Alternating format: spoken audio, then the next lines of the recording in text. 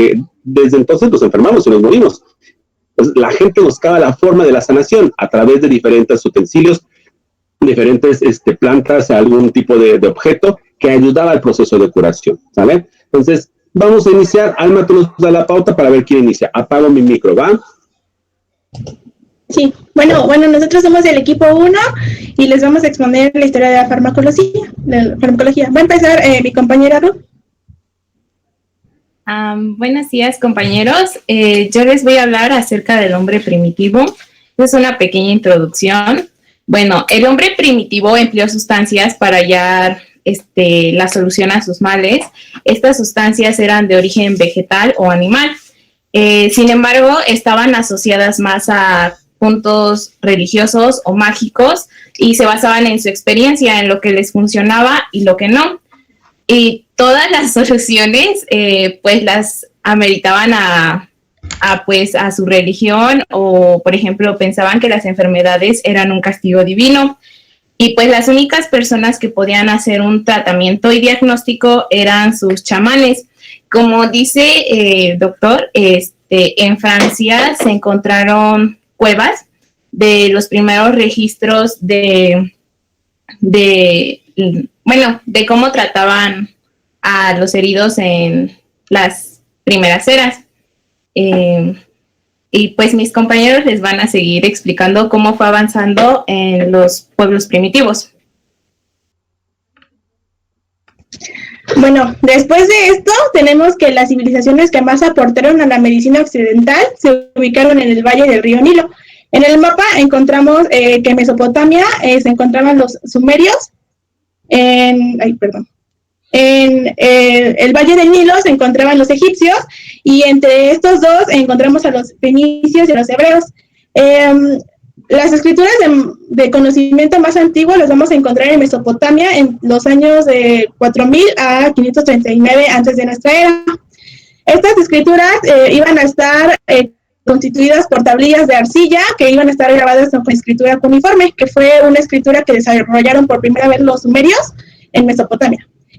Pues aquí en estas tablillas vamos a encontrar el uso de plantas como la acacia, el tomillo y la adormidera, y recetas que más que cuantitativas iban a ser cualitativas de los medicamentos.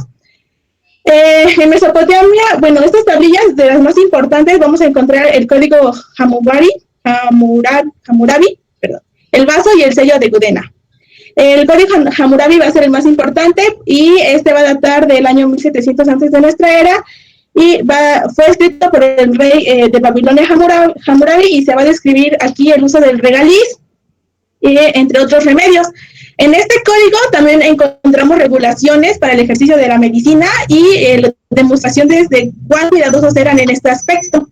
Pues venía una regla, bueno, un ejemplo, que era de que si un doctor trataba a un caballero con un absceso y lo cortaba con el cuchillo de bronce para liberar ese absceso y preservaba el ojo del paciente, este tendría que recibir una paga que eran de 10 cheques de plata.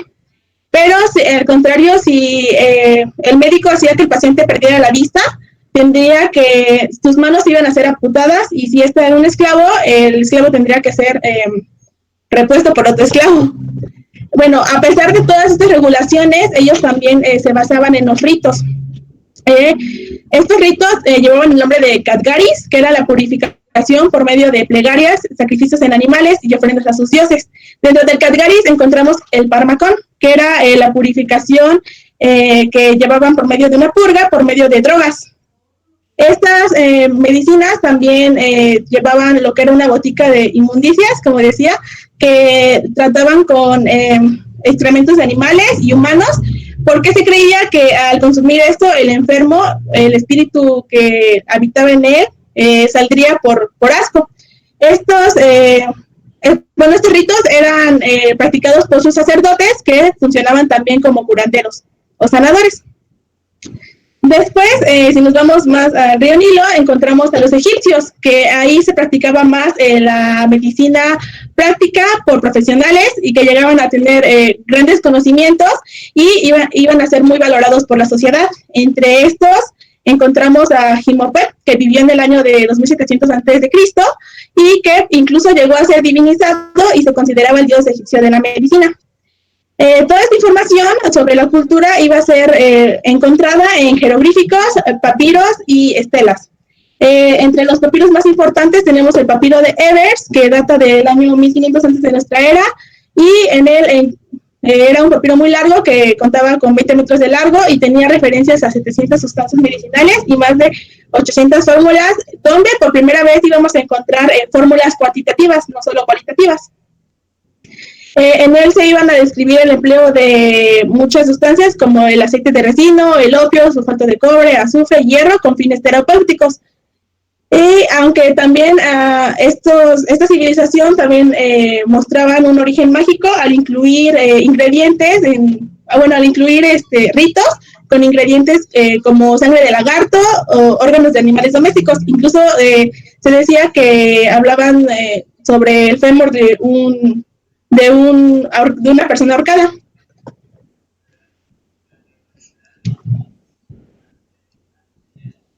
Brevemente, antes de comenzar, otro punto importante con los egipcios fue el proceso de momificación, ¿sale? Que es donde determinaba la conservación de los tejidos, que son situaciones a través de aceites, a través de cremas que utilizaban para la conservación de los cadáveres. Otro punto importante que se dio en los egipcios es el uso o el inicio de test o pruebas, ¿sale? Dentro del proceso de embarazo, se hacía el diagnóstico a través de la germinación de semillas con la orina de la persona embarazada. Se hacía que orinara sobre ciertas semillas para ver si había crecimiento o germinación. Se hacían determinaciones de que hubiera una prueba positiva de embarazo o no. También se empezaron a utilizar algunos métodos de planificación familiar con el uso de algunas membranas de animales o con el uso de algún tipo de excremento posterior a la actividad sexual, que nos permitía que no se pudiera embarazar la paciente. Entonces, el pueblo egipcio fue uno de los principales determinantes para la farmacología y para el uso de la medicina, porque ya, como le dicen aquí su compañera, fueron inscribiendo en papiros y quedaba como leyenda o quedaba como antecedente, como conocimiento para todas las futuras generaciones. Cada vez que ellos encontraban una nueva medicina, que encontraban un nuevo uso, como decían, al inicio era todo empírico, falla, error, me funciona, lo utilizo, o no, lo modifico. Pues así es como se fue creando la medicina poco a poco a través del tiempo.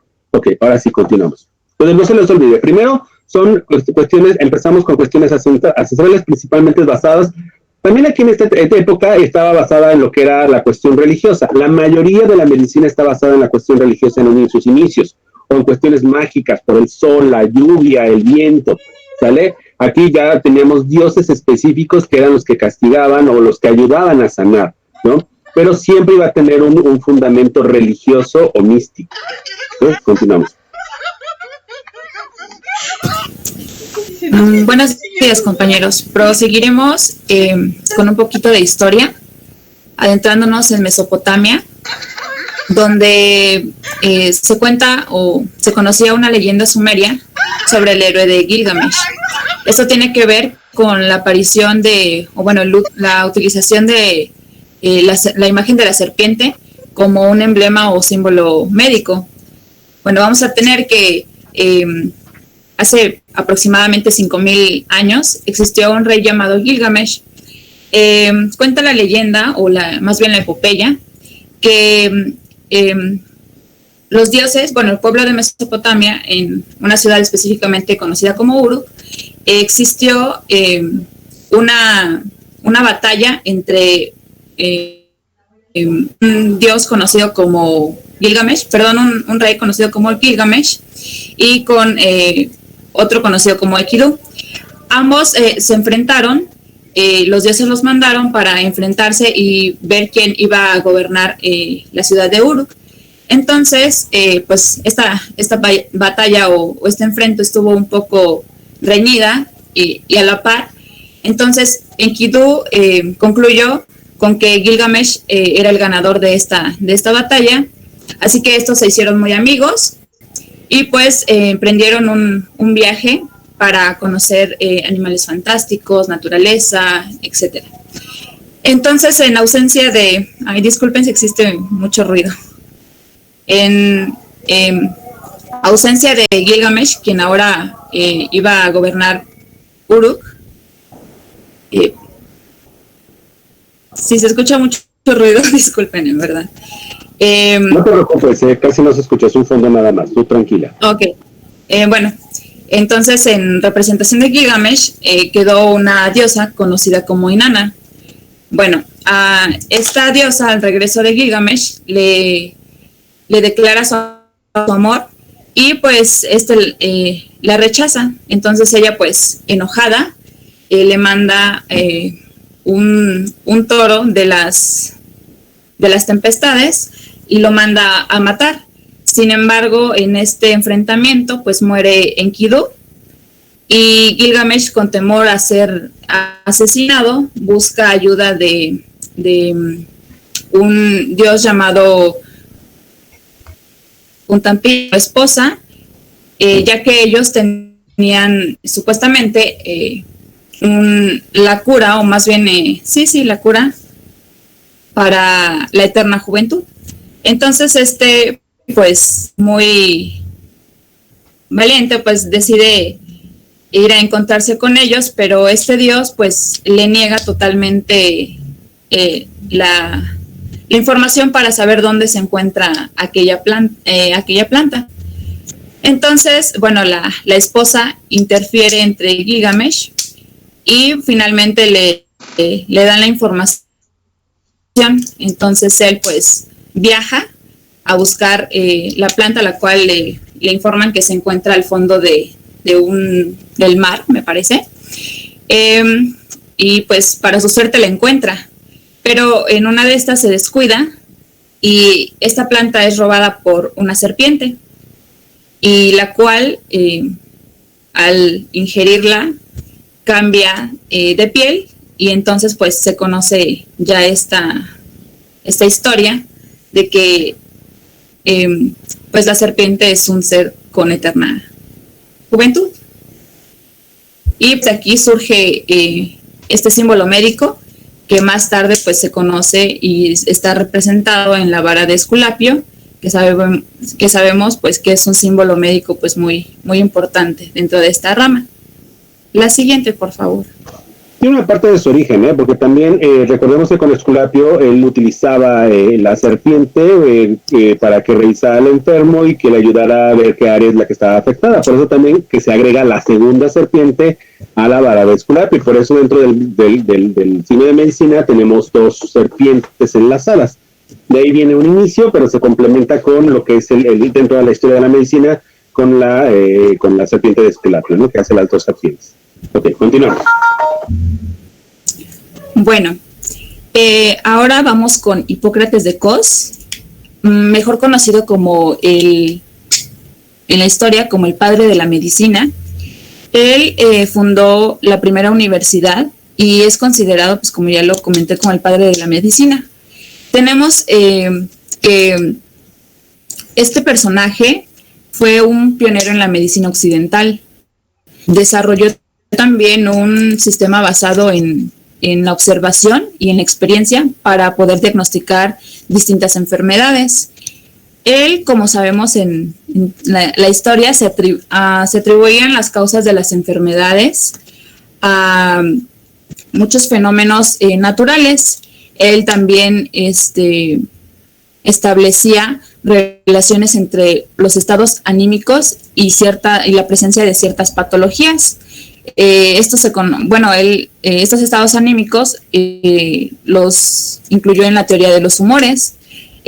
También este personaje sugirió que el contenido de nuestros sueños podía revelar la verdadera naturaleza de ciertos trastornos o ciertas enfermedades. También, pues, en Grecia existían dos escuelas principales, la escuela de Cos y la de Nido. Una de las diferencias de estas dos escuelas y que hizo que la escuela de Cos fuera más exitosa era la manera en la que Cos aplicaba el diagnóstico general y el tratamiento.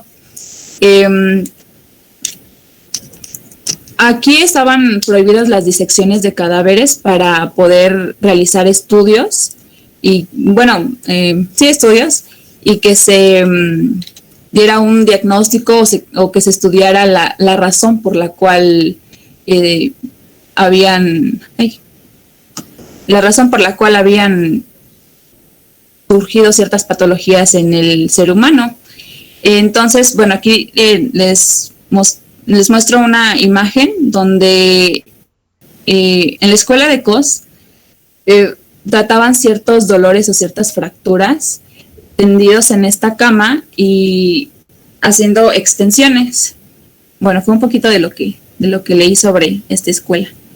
La siguiente, por favor. Así es que la escuela. Bueno, proseguimos con Aulo Cornelio de Celso, quien fue el encargado de escribir un tratado de medicina dividido según en ciertos criterios médicos, tanto terapéuticos como dietéticos, farmacéuticos, quirúrgicos.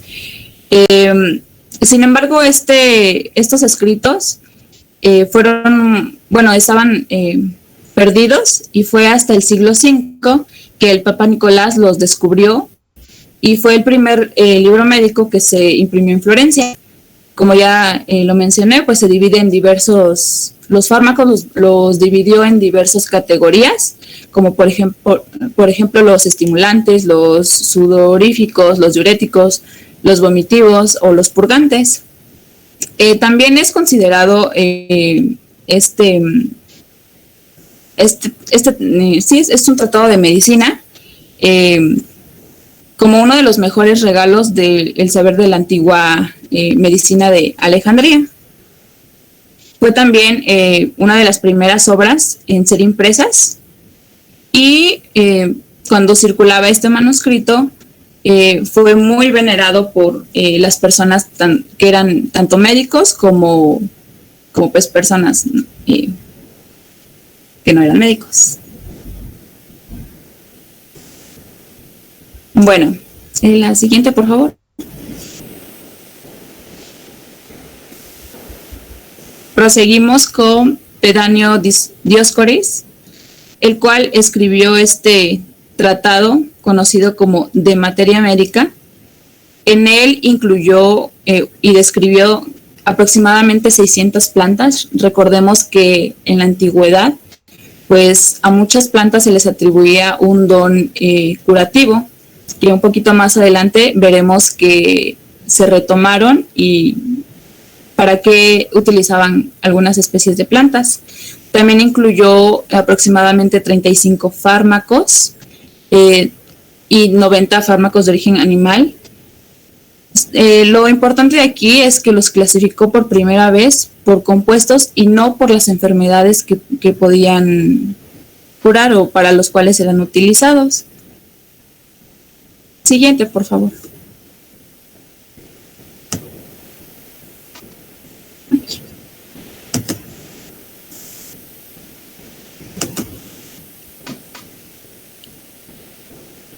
Hay una disculpa, es que se puso un cuadro en mi computadora y no lo puedo cerrar. Ya. Bueno, proseguimos con Scribonus Largus, el cual tiene una de las grandes obras conocidas en medicina, conocida como De Compositione Medicamentorum. Esta aportación compiló una de las primeras farmacopias, en el cual venía un recetario farmacéutico con preparaciones simples y complejas que utilizaban como medicamentos en ese entonces. Este personaje es considerado como uno de los precursores del humanismo, ya que en esta farmacopea no solamente describía ciertos fármacos, sino que también hacía mucho hincapié en la labor que realizaba un médico. En ese entonces, pues, él comenzaba a nombrarlo así. Él hablaba sobre que un hombre debe tener una ética y un humanismo para tratar con los demás. Siguiente, por favor. Bueno, vamos a comenzar con uno de los personajes para mí, uno de los más interesantes al yo estar investigando, me pareció un personaje sumamente adentrado en este campo de la medicina, ya que andaba en todo, en todas las ramas de la medicina se encontraba él. Bueno, Claudio Galeno, quien fue un médico cirujano y filósofo griego en el Imperio Romano. Como les comentaba, es uno de los más completos investigadores en la Edad Antigua. Las aportaciones de Galeno fueron diversas, pero muchas en el campo de la anatomía, la fisiología, la patología, la farmacología, incluso la filosofía y la lógica. Entre sus aportaciones se encuentran que demostró la existencia de diversos músculos como controladores de la médula espinal. También identificó los pares craneales, algunos de los pares craneales, no todos. Demostró las funciones del riñón, de la vejiga. También demostró cómo la sangre circulaba por las arterias. También describió las válvulas del corazón y diversas enfermedades infecciosas como la peste y cómo era su propagación. Tuvo una excelente presencia en neuroanatomía debido al descubrimiento de 7 pares craneales. Algunos los agrupaba en uno solo, como por ejemplo el quinto par craneal, el cual también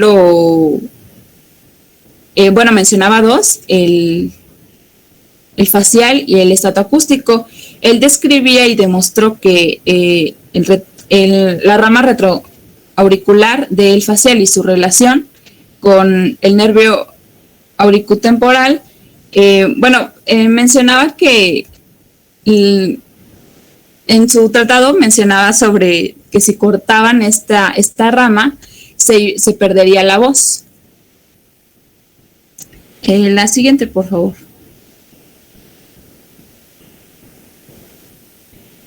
Bueno, y por último tenemos las aportaciones a la medicina.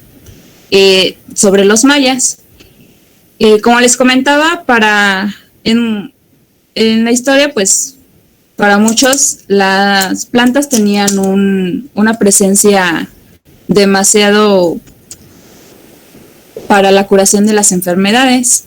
Este es el caso, por ejemplo, también de los mayas, en el cual utilizaban muchas hierbas, plantas para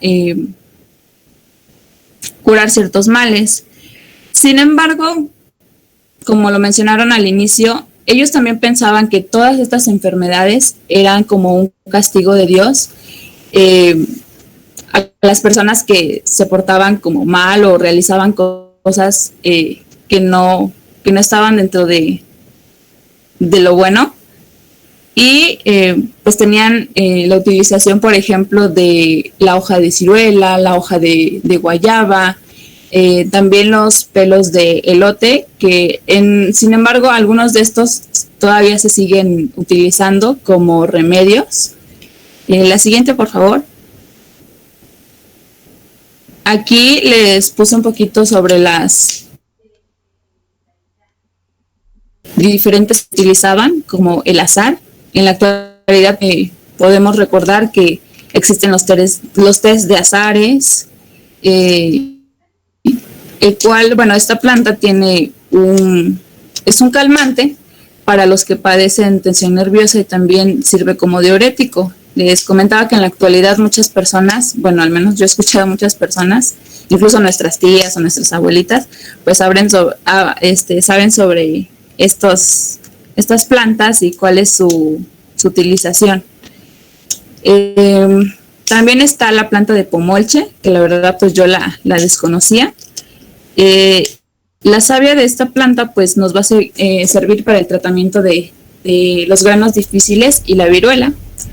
La guayaba, las hojas de guayaba que sirven para el tratamiento de la escabiosis o sarna y para bajar de peso. Incluso preguntando con mi familia, pues esta hoja de guayaba mencionan que también sirve para tratar problemas diarreicos. Y la hoja de ciruela, que es utilizada para eliminar el salpullido. y también existían, como les comentaba, el cabellito del elote, que se utiliza para, bueno, igual preguntando con mi familia, se utiliza para limpiar riñones. Tenemos también una de las más conocidas, que es la manzanilla, el té de limón y la presencia de muchísimas plantas que utilizaban para todos estos tratamientos. Por mi parte es todo. Muy bien. Ahora, pues, basándonos en lo que expuso mi compañera de la cultura griega, podemos decir que esta se transmitió y expandió durante las sucesivas guerras y expansiones. Vamos a ver a los árabes, que fueron un importante grupo de conocimiento para lo que es la medicina y la farmacología. Pues fue con la expansión y la consolidación del mundo árabe, donde diversas tribus se expandieron en la península arábica. Estas partieron desde el norte de África partieron hasta el norte de África y llegaron hasta los Pirineos, y por el este llegaron hasta la India. Pues bien, los invasores árabes respetaron la cultura de cada pueblo que conquistaron y se asimilaron a ella, a excepción de la religión, puesto que en la mayoría de los casos se les obligó a adoptar el Islam. Pues con la invasión dio resultado una gran riqueza intelectual y un esplendor económico bajo el liderazgo de los califas, que los califas se consideraban los sucesores y los delegados del profeta Mahoma. Bueno, pues estos califas dotaron a cada ciudad con una academia, una mezquita y una escuela de medicina, donde se tradujeron y divulgaron las obras de Hipócrates, Dioscórides, Platón y Aristóteles. Pues bien, tenemos en Bagdad, en el siglo IX, la Casa de la Sabiduría, que fue donde se centralizó toda esta inmensa labor de traducción y recopilación de documentos. Es muy importante porque al lado de esta casa se instaló un hospital. En este hospital llegaban médicos árabes y de otras partes del mundo a practicar lo que era la medicina técnica griega. Pues en este hospital se instaló lo que conocemos como la primera farmacia, donde estaba a cargo de Mesue, que era su director, perdón, es que los nombres están muy difíciles, Hunay, que fue su aprendiz. Pues Hunay fue considerado el recopilador más importante del saber grecorromano, pues tradujo importantes obras y también escribió obras importantes como la Isagoge, que más adelante se traducirá en latín y sería un texto médico fundamental para las universidades medievales. Pues bien, en el siglo XIX también vamos a encontrar a Serapión el Viejo, perdón, no encontré una imagen de Serapión el Viejo, pero él escribió obras sobre sustancias medicamentosas que también fueron consideradas obras muy importantes. Entre los tres principales personajes que encontramos en esta cultura, vamos a encontrar a Ramsés, que fue el profesor de la escuela de Bagdad y era muy meticuloso en su trabajo. Él en el siglo IX escribió Liber Medicinalis al Mansorem, donde venía la preparación de medicamentos, un antidotario y la destrucción de drogas y compuestos químicos que se usaban en la farmacia, tales como las sales de nitro, el sulfato de hierro y cobre. Este personaje tuvo un interés muy particular en lo que eran las formas farmacéuticas. De hecho, fue él que recomendó las píldoras como una manera de administrar medicamentos de forma más agradable y eficaz. Bueno, después tenemos al Bucasis. Este personaje lo vamos a encontrar en Córdoba durante los siglos X y XI. Él escribió Liber Sertolis, que fue dedicado a la medicina, a la química medicinal, y también sería muy estudiado por los farmacéuticos cristianos de los siglos posteriores. Y el personaje más importante que tenemos va a ser Avicena, que fue un filósofo, teólogo, astronómico, político, escritor, y la autora decía que era un comilón y mujeriego, pero también, por supuesto, era médico. Entonces, este personaje era un hombre con una brillante memoria, una memoria prodigiosa, y era muy polémico, tan polémico que muchas veces a lo largo de su vida fue aprisionado y pues estuvo en la cárcel. Pero esto fue bueno porque gracias a eso pudo escribir diversas obras en las que, entre las que vamos a encontrar el Canon Medicinae, que constaba de 5 tomos, de los cuales 2 se dedicaban al trabajo farmacéutico. En el tomo número 2 vamos a encontrar los fármacos simples medicinales y en el 4 los fármacos simples compuestos. Pues en ellos se va a contener una relación completísima de medicamentos y normas de preparación y también un tratado de venenos. Ahí. Me voy un poquito más rápido para que nos dé tiempo. Bien, después en Córdoba vivieron 3 importantes personajes también. Perdón. No te preocupes, nos vamos a quedar ahí porque ya se nos acerca y siempre me gusta darles un poquito de tiempo para su siguiente clase y no entren corriendo con la otra, ¿sale? Pues aquí nos vamos a quedar, no pasa nada, acuérdense que vamos a ir avanzando conforme tengamos que avanzar, ¿sale? No se estresen, si nos tardamos un poquito más no pasa nada, ¿sale? Les quería yo proponer que para que vayamos acortando, ya casi se acaba nuestra primera unidad, falta un tema más que yo se